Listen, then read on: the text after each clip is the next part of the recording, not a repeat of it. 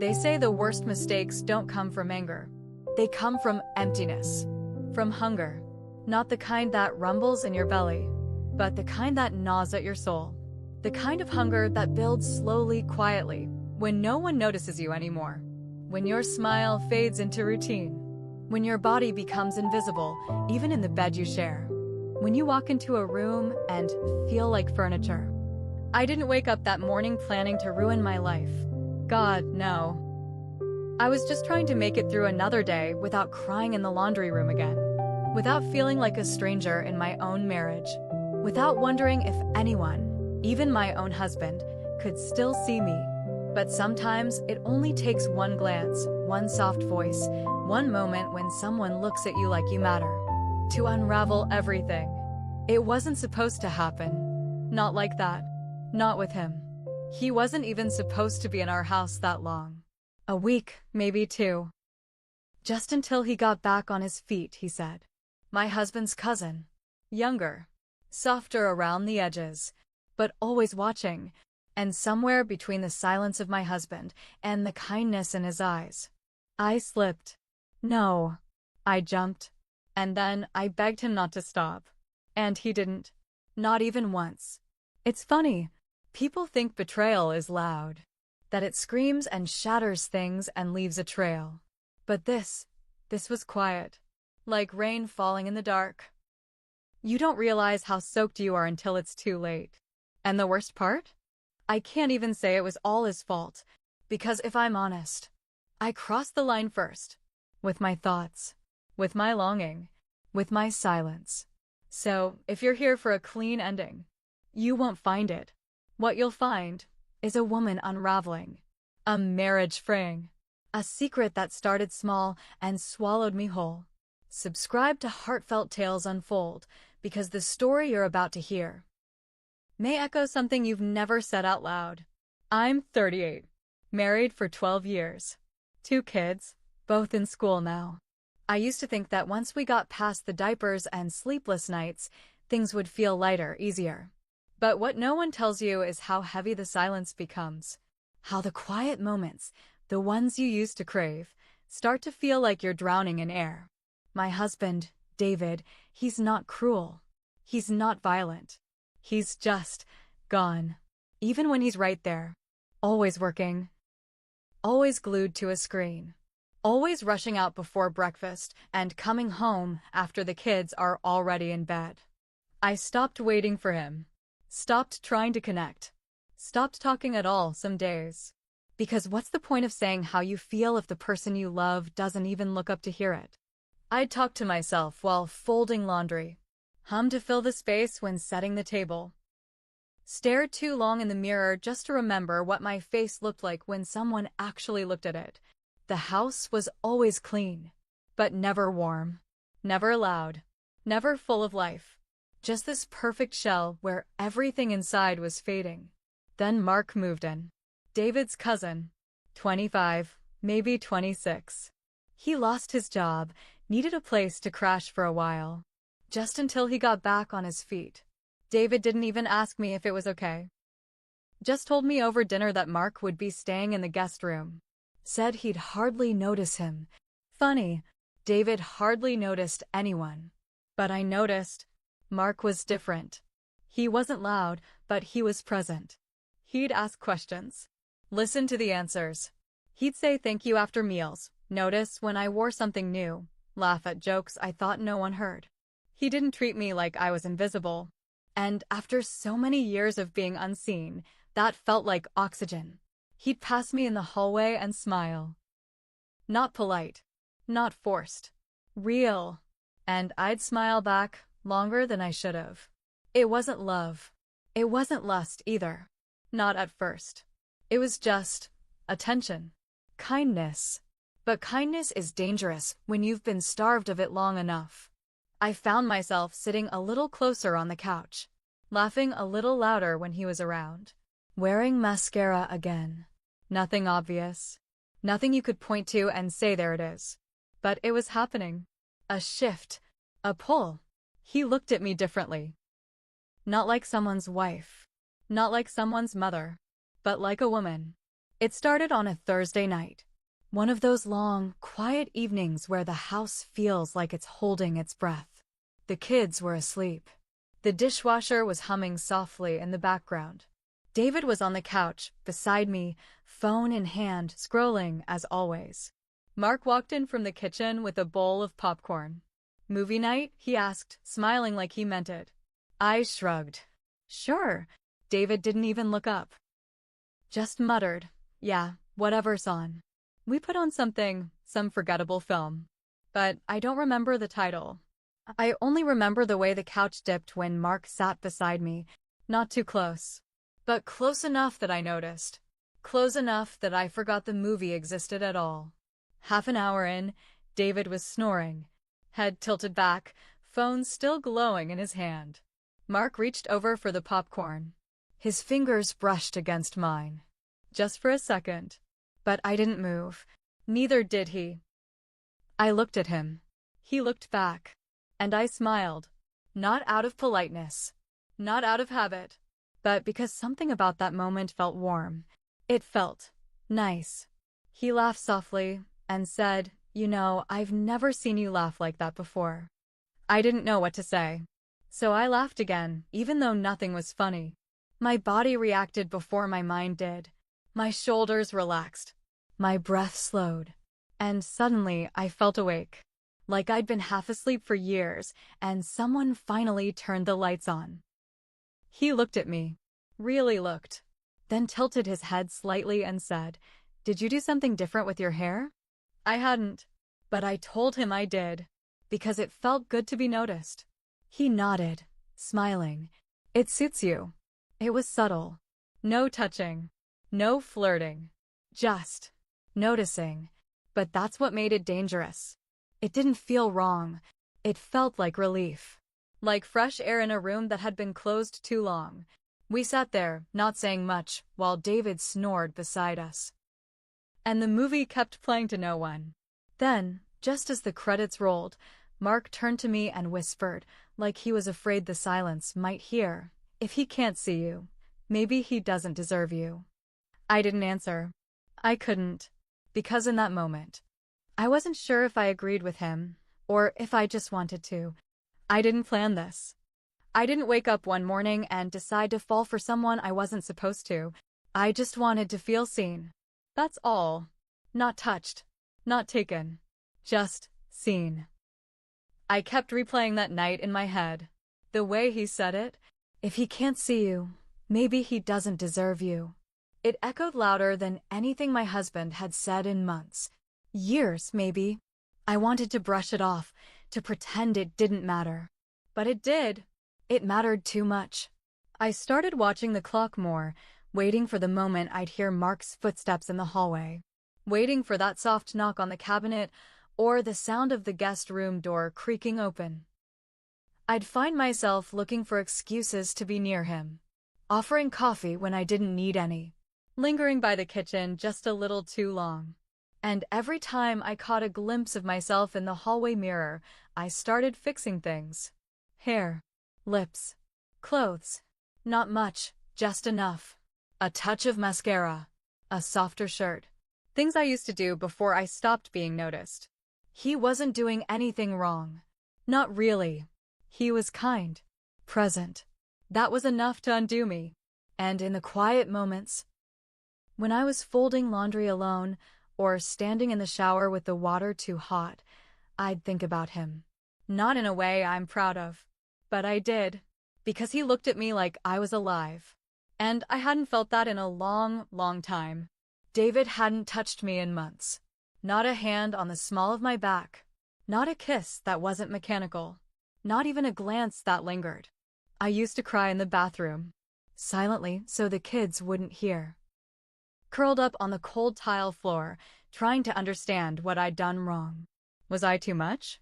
Too tired? Too invisible? But Mark, he didn't look away. And that small fact kept me coming back to myself. I told myself it wasn't real. That I was imagining it. That I was lonely and making things up. But I also started noticing, when he was in the shower, and when he wasn't wearing a shirt, how his back curved when he bent over the sink. How he smiled when he thought no one was watching. And suddenly I was watching. All the time. I felt guilt. Real guilt. But it didn't stop me. It just made me quieter. Made me more careful. I'd hear his voice from down the hall, and my stomach would turn not with fear, but with something close to excitement. A thrill I hadn't felt since before my second child was born. I was a mother. A wife. I knew better. But I was also a woman. A starving one. And hunger has a way of making you forget the rules. It didn't all happen at once. It crept in. Soft. Slow. Like water finding cracks in stone. Mark started helping around the house more. Small things at first. Taking out the trash before I asked. Folding laundry in the living room while the TV played something no one was watching. Sweeping up crumbs after dinner. Not out of duty, out of presence. He noticed what needed to be done. And he did it. Quietly. Without asking for credit. Without making it feel like a favor. And I noticed him too. Not just in passing, but fully. He'd walk by and I'd feel it, like the air changed for just a second. Like something warm brushed against my skin. One evening I was rushing down the stairs. Didn't see the folded throw blanket on the step. My foot slipped. I gasped. And, before I hit the floor, he caught me. Arms around my waist. His chest against mine. Studying me. Holding me. It only lasted a moment. But his hands didn't move right away. Neither did mine. We locked eyes. And for a second, it felt like the world paused. I pulled back. Smiled too quickly. Laughed it off. But I felt my skin burning where he touched me. And I swear, he felt it too. After that, we were alone more often. David was gone late. Always some meeting. Some client. Some reason to avoid the house. Mark would hang around the kitchen while I cooked. Asking questions. Offering to help. And I started letting him. He'd reach past me to grab a glass. Stand behind me at the sink. Close enough that I could feel the warmth of his breath. He'd work out in the backyard, shirt off, sweat glistening down his back. And I'd pretend I was checking on the kids, but really, I was just watching him move. It became a dance neither of us talked about. But both of us kept dancing. Then one night, David didn't come home. No call. Just a text around 8 p.m. Don't wait up. The kids were with my sister. The house was quiet. Too quiet. Mark was in the living room, feet propped up on the coffee table, glass of wine in his hand. I poured one for myself. Sat on the other end of the couch. We didn't say much. Just let the silence stretch. Some slow music played in the background. An old jazz playlist I forgot was still on. He looked at me. Said softly, "Dance with me." I laughed. "Here." "Why not?" he said. And held out his hand. I don't know why I took it. Maybe because I was tired of being untouched. Maybe because I wanted to feel something other than invisible.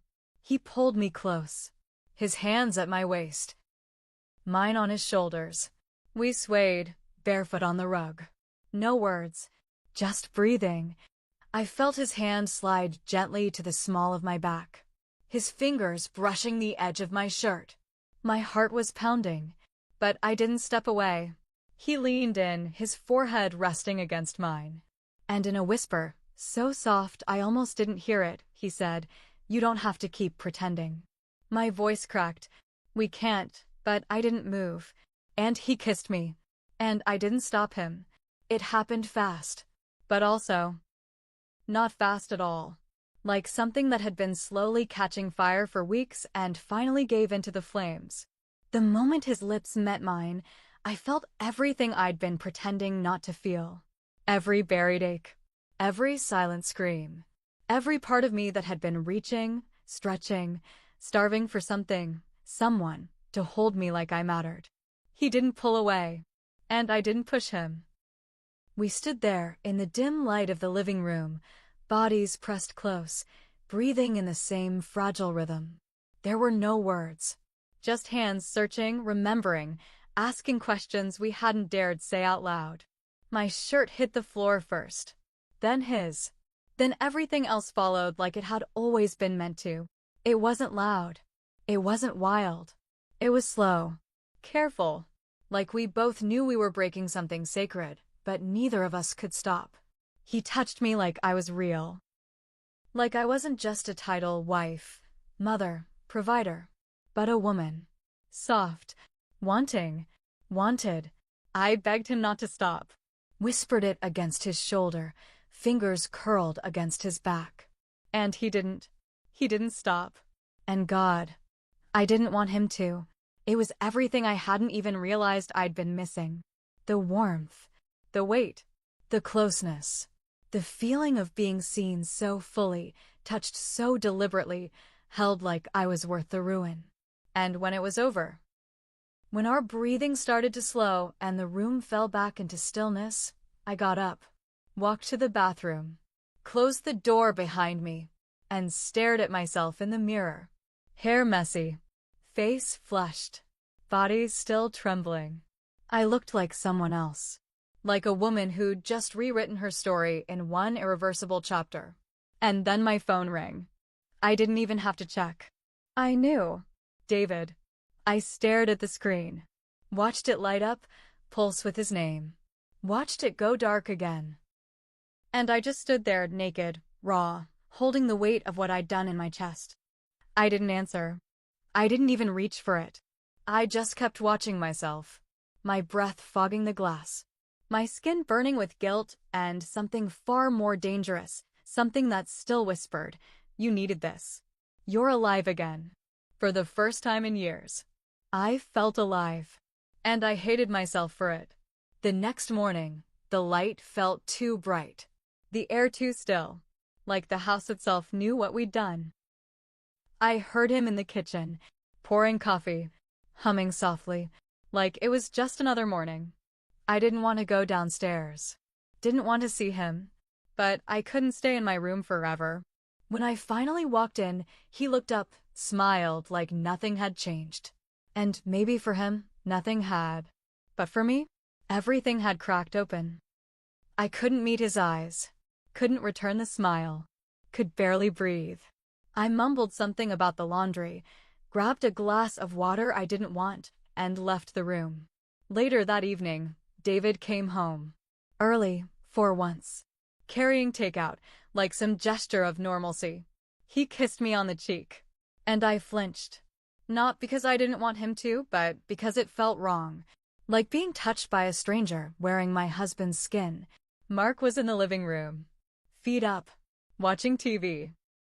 He barely looked up, didn't say a word. But when David sat next to me, Mark stood, walked out without excuse. That became a pattern. Every time David walked into a room, Mark walked out. And every time Mark walked past me, I held my breath, afraid of what my face might betray. I started avoiding him. Wouldn't be in the kitchen when he was. Wouldn't let myself be in the same room alone with him. But my body remembered. My mind remembered. And the silence between us, it screamed. I'd be washing dishes and I'd feel his eyes on me. I'd look up. He'd look away. Every time. At night, I'd lie beside David, listening to him breathe, wondering if he could feel the distance. If he noticed how stiff I'd become. How quiet. Sometimes, I'd catch myself looking at Mark's door, half hoping he'd open it, half terrified he would. We never spoke of it again. Not one word. Not even a glance that said, "Do you remember?" But it lived between us. In every heartbeat. Every silence. Every time our fingers almost touched by accident. It was there, a secret so loud it made the rest of my life feel muted. I still don't know if it was love, or just escape. Maybe both. Maybe neither. What I do know is I was empty, and he filled something. Not permanently, not cleanly, but just enough to make me forget the ache for a moment. And maybe that moment was all I wanted. All I could handle. But it didn't end the way it did in my head. There was no soft goodbye. No tearful apology. Just silence. A heavy, constant silence that followed me into every corner of this house. He never stopped. Not even when I started crying. Not loud tears. Just quiet ones. The kind you let fall when you're too tired to hold them back. He didn't say anything, just held me. Like he thought that made it okay. And maybe. I didn't stop him because a part of me wanted to be ruined. Wanted something to finally break so I didn't have to keep holding it all together. Every dinner now feels like a lie. Me passing plates like I'm not suffocating. David telling stories from work. The kids laughing. And me, smiling through the guilt like it's stitched into my face. Sometimes, I catch David watching me. Too long. Too quiet. Like he's wondering what's changed but doesn't want to ask. And I wonder, does he know? Not the details. But something. Some shift in the air. In the way I flinch when he touches me. In how I've stopped reaching for him first. I've thought about telling him. Laying it bare. Letting the pieces fall where they will. But then I think about the kids. The bedtime routines. The packed lunches. The safety of what they know. And I can't do that to them. I can't be the reason everything shatters. So I keep quiet. Keep moving. Keep pretending. But the pretending costs more than I ever thought it would. Because now, every time I look in the mirror, I don't see a woman anymore. I see a question. A weight. A wound I gave myself. And the voice in my head. It won't stop whispering. Is it better to be a faithful ghost or an honest wreck? Have you ever craved something, not because it was right, but because it was the only thing that made you feel alive? Have you ever reached for a moment not to hurt anyone, but just to remember what it felt like to matter? Would you stop if someone finally made you feel seen? If someone whispered the words you've been waiting your whole life to hear, not with promises, but with presence? I'm not proud of what I did, but I won't pretend it didn't mean something. It did. Maybe too much. Maybe just enough to undo me. So I'm asking not as someone with answers, but as someone still haunted by the questions. Have you ever stood at the edge of a line you swore you'd never cross, and crossed it anyway? Because if you have, I think you'll understand. Drop your truth in the comments. You don't have to explain everything. Just say you've been there. Just say you know. And if this story stirred something in you, if it echoed even a sliver of your own silence, subscribe to Heartfelt Tales Unfold. Because the next tale might speak the words you've never dared to say out loud. Some betrayals don't happen with a plan. They don't come wrapped in lust or lit by anger. They bloom quietly in silence. In glances. In hands that linger too long. In smiles that hold too much. He never stopped. But maybe, neither did I. We go on. We smile. We pack school lunches. We fold laundry. We tuck the kids in. But some parts of us never come back. Some parts stay buried. In guest rooms. In mirrors. In the quiet between two heartbeats that should never have lined up. And if you've ever lived with a secret like this, I see you. Because some stories aren't just stories. They're confessions. Subscribe to Heartfelt Tales Unfold.